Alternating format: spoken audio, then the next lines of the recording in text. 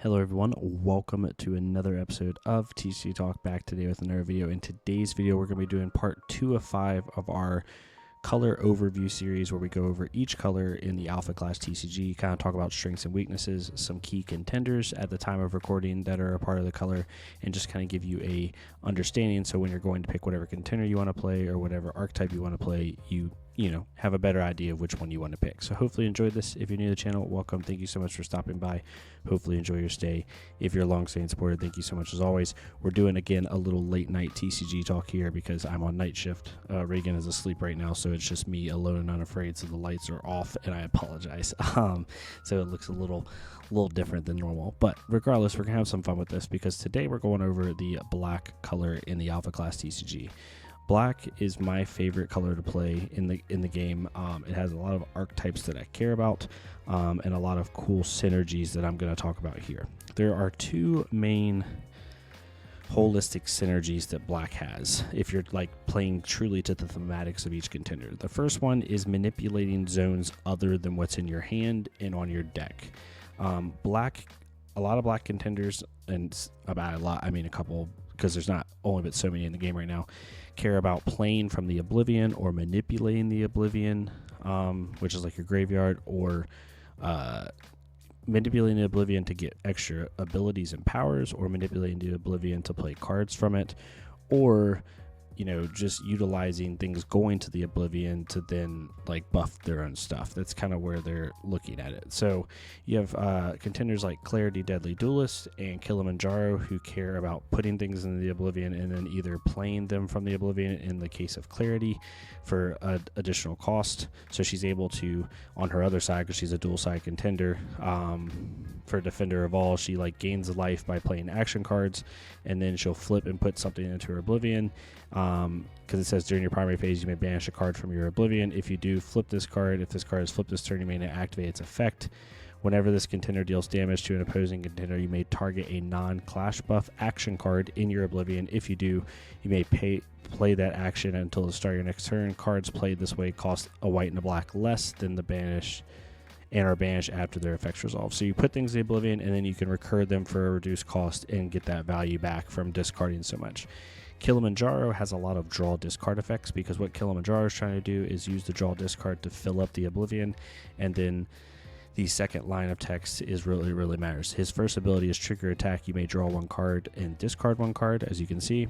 If you discard a clash card this way, this contender gets 1-0 until the end of the clash. So you're able to attach weapons to it. I think there's a contender weapon for Kilimanjaro, as well as just attack with him directly, get that value, get down to 15 health reasonably quickly, and then the way the second ability works is he has a keyword called Magnitude, which is however many cards are in his Oblivion. So if he has 10 cards in his Oblivion, he gains a life at the start of every turn. If he has 15 cards in his Oblivion, he gains life and draws a card. And if he has 20 cards in his Oblivion, he gains a life, draws a card, and his black alpha clash cards get 1/1 until the end of turn. So as you can see, a lot of Oblivion manipulation.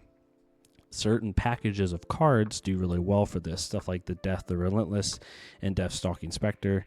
Death Relentless allows you to, when it's defeated, search your deck for another card with the same name, put it in your hand, and then the second card you play costs one less, and then so on and so forth, and it keeps reducing the cost every time, so by the time you play the last one, it's free. So it, again, manipulating that Oblivion to be able, or wanting things to go to the Oblivion to get that recurring value. Death Stalking Spectre also cares about stuff where it says on enter you can send a target clash card with an attack power of 3 or less to the Oblivion.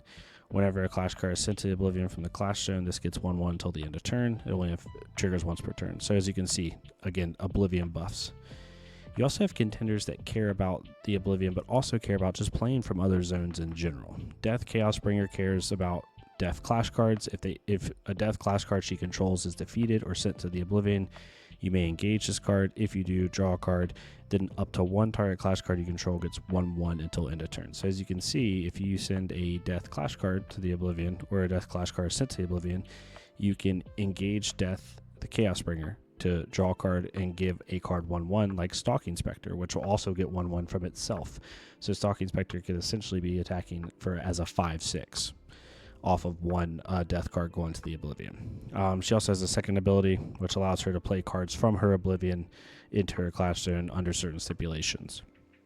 Lord Krung is the one I've been playing recently, and it's the most fun one in my opinion. And Lord Krung is a perfect example of another reason why I like the black color so much, and that's because there's a lot of synergies in the black color. Now, there's synergies in every color in the Alpha Class TCG, but in black specifically, especially when you play mono black of any of these contenders, you really want to use the cards that have their face on them, for lack of a better term. You want to use the cards that align with their faction, that align with what they're trying to do, and you really want to stick to those strict packages of cards. Now, some people might not like that. They want to have the ultimate flexibility.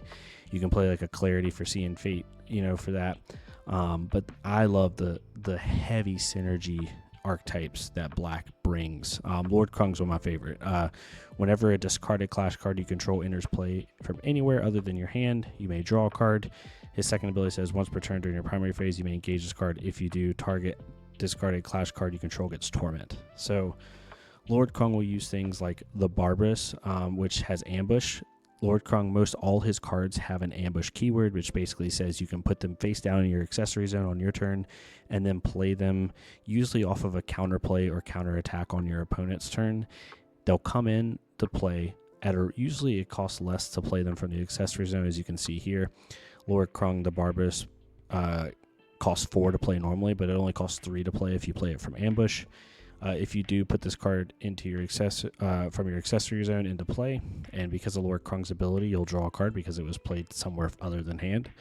Then it also has a trigger enter, send target engaged clash card to the Oblivion. If that clash card had an initial resource cost of 4 or more, you may put discarded clash card with an initial resource cost of 2 or less from the Oblivion into play. So if you get everything here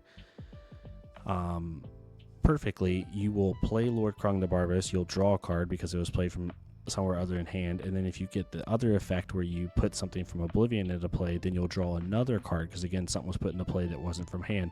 So this card for 3 resources, you'll have a 4/3 come in off counterplay. It'll net you an additional clash card, and you'll draw 2 cards for 3 resources. Pretty good, right? 3 resources for 2 clash cards and 2 cards. Can't really beat it, right? It's a it's a legendary for a reason. Really good card. And then you have the Death cards. Again, Death cares about sending things to the Oblivion, getting those buffs, but she also can manipulate things going to the Oblivion. You have stuff like Death Agent of Dark that says if the portal is closed, return this to your hand instead of putting it into the Oblivion. So you can get those trigger defeat triggers that you're looking for, and then also still recur the same value from cards like Death Agent of Dark. Then you have the other side of black, which I also love. My original favorite hero in this game was Moxie Ready to Hunt. Moxie Ready, so weapons is a big thing of black, right? A lot of the black contenders are alpha hunters, and they care about weapons. You have stuff like Major Dean leading the elite. Moxie Ready to Hunt. Major Dean cares a lot about alpha hunter clash cards as well as weapons, because it says you trigger portal, you may engage this contender. If you do, draw a card. If you control 2 or more alpha hunter clash cards, then you may choose one of the 3 abilities below, which includes giving alpha hunter clash cards with a weapon 1/0, giving alpha hunter clash cards 1 defense, or readying a target alpha hunter clash card. It just can't attack, so to help you on defense on your next turn. So Moxie Ready to Hunt allows you to attach more than 1 weapon to each clash card, as well as her second ability says you can basically attach a weapon without paying its attach cost, and that's super useful. Early on in the game, weapons were frankly really bad. Because they have a play cost and an attach cost, and in this game that was really taxing, and your value is just too low. For example, Moxie's power armor is super powerful, right? When you attach it to a clash card, that clash card gets 4/4 in flight. So if you can imagine, if you attach it, sorry, I just totally went the wrong way. If you attach it to a 2/2, it solves a 6/6 in flight, but it costs 4 to play and 3 to attach, which is a little crappy, right? That's not exactly what you want. But they came out with new cards. About to sneeze here. They came out with new cards that allow you to bypass that. Some of Paul's kit will allow you to, when it it has a 0 for 2 that when it attacks, you can attach another weapon to another card you control. You have cards like Suit Up, which allows you to bypass the attach cost. And since they've came out with those new cards, it's a lot easier to make up the value that you normally would lose by just playing straight weapons. You also have contenders like Weber, Demolitions Agent, and Shadowlight. Weber is another alpha hunter that cares about weapons. Weber is really cool because, and we'll show it here in a second, he has weapons that you attach them to your clash cards. And then when you attack other clash cards, the weapon transfers to their clash card and then blows up like a Demolitions Agent. It's really, really cool. You have cards like Smoke Grenade and Frag Grenade. As you can see, Smoke Grenade costs 1 to attach. You attach it to your clash card, and it gets, whenever this attached clash card attacks, you may attach the weapon to target clash card defending player controls without paying its attached cost. So you basically throw the Smoke Grenade to them, and then when the weapon gets, when this clash card gets -2, -1, and can't obstruct during that player's primary phase, they may discard 1 card to send this card to the oblivion. So that card, until they discard a card or until they find a way to kill the weapon, that card just permanently can't block, can't obstruct, and it gets -2, -1. Super, super powerful. Frag Grenade, similar. Whenever it attaches to an opponent's clash card, it gets, whenever the attached clash card attacks, deal 3 damage to attack clash card or target contender the attacking player controls, then send this weapon to the oblivion. So you attach this to your card, you swing at them, you throw the Frag Grenade at them, it sticks to them, and then deals damage, which is really, really cool. So a lot of cool things you can do there. So hopefully that made sense. I wanted to kind of go over black just really quickly. The key points that you need to remember is black is really big on synergy pieces. There's a lot of Oblivion manipulation, a lot of accessory zone manipulation, either with weapons or with face down cards. Black has access to a lot of cool traps and like Moxie, Sharpshooter Moxie, and Surprise from set 1. The downside to black most of the time is their cards in of themselves, like in a vacuum, are actually below rate. That's just my opinion. You have to really run the full packages of these cards to then get over rate, right? They really rely on those synergies in order to make up for it. Otherwise, they can kind of fall apart. So you won't see, like, most of the time, you won't see like one of black cards in a deck that's not black oriented, unless it's like a trap card like Sharpshooter Moxie or something. The new Clarity cards, though, are really, really good that I didn't actually show in here. That there's a 2 and 3 drop Clarity that can control the board really well. But overall, you'll either see small synergistic packages of black, but if you run a black contender, they typically do really well running near mono colored, so which is really nice, especially Lord Krong in my opinion. But yeah, hopefully you enjoyed this. If you did, please leave a like, comment, or subscribe. If not, it's completely fine.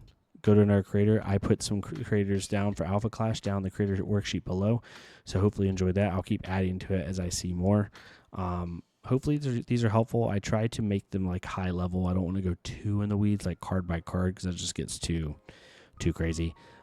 Just kind of give you a good look at the art, good look at the archetypes, and just figure out how things are going. But yeah, thank y'all so much. Hopefully y'all enjoyed this. If you did, please leave a like, comment, or subscribe, and I'll see y'all next time on TCG Talk.